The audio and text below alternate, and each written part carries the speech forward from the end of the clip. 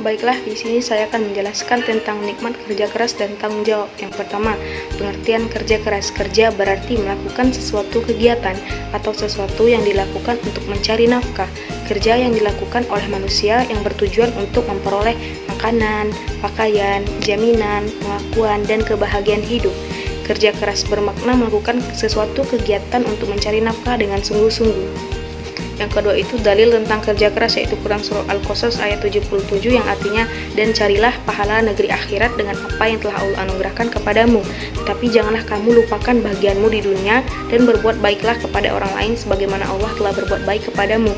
Dan janganlah kamu berbuat kerusakan di bumi, sungguh Allah tidak menyukai orang yang membuat kerusakan. Memahami kandungan Quran Surah Al-Qasas ayat 77 itu, Allah memerintahkan manusia bekerja dan berusaha untuk kepentingan urusan duniawi dan ukhrawi secara seimbang. Tidak boleh orang mengejar dunia saja dan melupakan akhiratnya.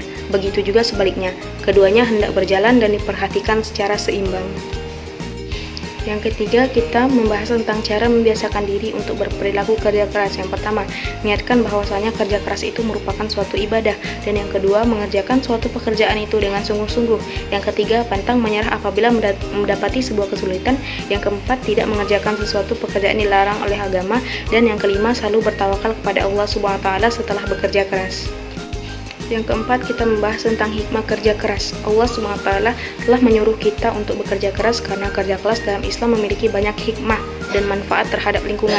Adapun hikmah bekerja keras diantaranya yang pertama, dapat mengembangkan potensi baik bakat, minat, pengetahuan maupun keterampilan. Yang kedua, dapat membentuk pribadi yang disiplin serta bertanggung jawab. Yang ketiga, mengangkat harkat martabat baik sebagai makhluk hidup maupun sebagai masyarakat.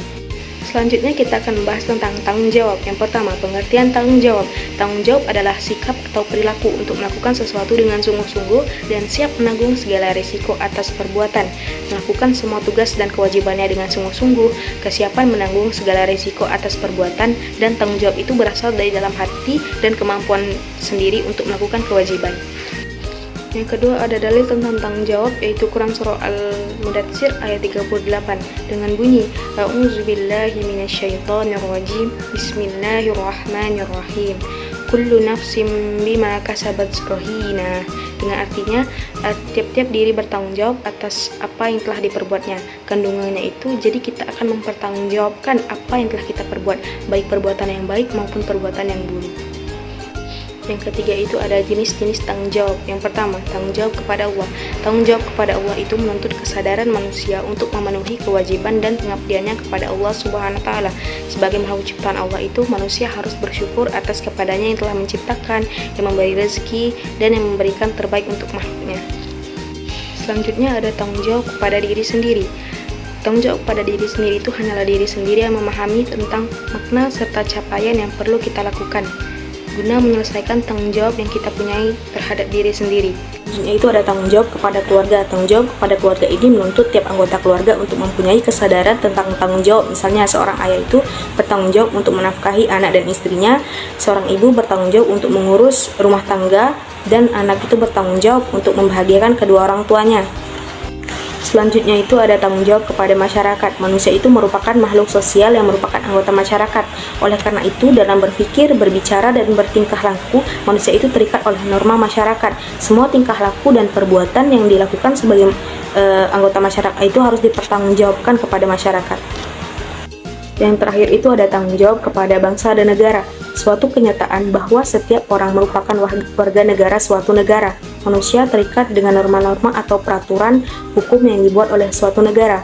Manusia tidak dapat berbuat sesuai dengan kemauannya sendiri. Apabila perbuatan seseorang itu salah dan melanggar aturan, dia harus bertanggung jawab kepada negara. Selanjutnya ada hikmah tanggung jawab. Yang pertama, lebih dihargai orang lain. Dengan memiliki tanggung jawab, maka seseorang akan dapat dihargai oleh masyarakat. Sebab dengan mempunyai sikap tanggung jawab itu, kita akan bertanggung jawab terhadap tugas yang telah dibebankan dan tidak melalaikannya. Yang kedua itu mempunyai ketelitian tinggi. Pada umumnya, seseorang memiliki sifat tersebut, maka akan memiliki sifat teliti yang tinggi, sebab ia melakukan segala sesuatu itu dengan hati-hati. Orang yang memiliki sikap tanggung jawab itu akan cenderung memikirkan resiko dan manfaat atas apa yang mereka lakukan. Yang ketiga, akan lebih dipercaya orang lain. Sikap tanggung jawab adalah sikap yang baik.